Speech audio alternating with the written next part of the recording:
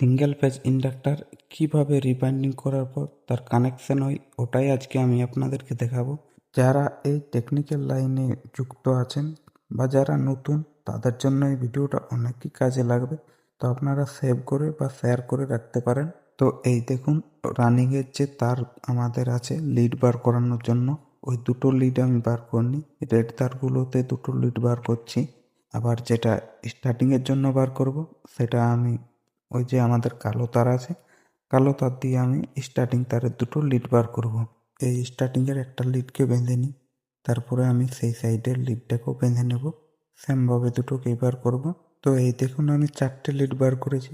এবার আছে আমাদের স্টার্টিংয়ের যেটা এন্টি ক্লকওয়াইজ আমাদের কানেকশান হবে, ওটাকে আমি করে দিচ্ছি। আর এরপরে আমি রানিংয়ের কানেকশানটাও করব, যেটা আমাদের এন্টি ক্লকওয়াইজ কানেকশান হবে।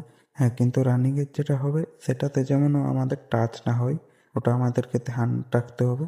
এই দেখুন আমি দুটোকে নিয়ে নিয়েছি, আবার এই দুটোকে আমি কানেকশান করব। এই দুটো রানিংয়ের তার, একটা একটা আলাদা করে করে আমি কানেকশান দেব, যাতে আমাদের মোটরটা শর্ট না হয়। এবার আমি এই কানেকশানগুলোতে অল্প অল্প করে সোল্ডারিং দিয়ে দেবো, যাতে আমাদের মোটরটা যখন রান করবে তখন যেন কোনো প্রকারের প্রবলেম না আসে। ফ্ল্যাশিং হতে থাকলে কিন্তু আমাদের মোটরটা জ্বলে যাবে, ওই জন্যই আমাদের সোল্ডারিংটা করানো হয়। এবার আমি ইন্ডাক্টরটা পুরোটা বেঁধে নিয়েছি, আর বেঁধে নিয়ে এই দেখুন ফাইনাল লুকটা, আমাদের মোটর কিন্তু চলার জন্য রেডি পুরোপুরি।